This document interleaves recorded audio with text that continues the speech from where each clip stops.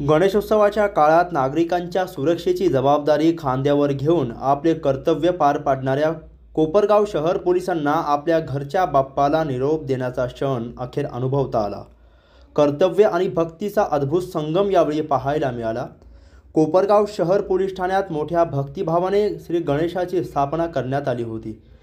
विसर्जनाच्या दिवशी कोपरगाव शहरात हजारो गणेश भक्तांचा मोठा जमाव, वाहतूक नियंत्रण आणि सुरक्षेची जबाबदारी सांभाळताना पोलीस बांधवांना आपल्या गणरायाचे विसर्जन करणे शनिवारी शक्य झाले नव्हते। परंतु गणेशोत्सव मिरवणुका संपन्न झाल्यानंतर रविवारी शहर पोलिसांनी वाजत गाजत गणरायाला निरोप दिला।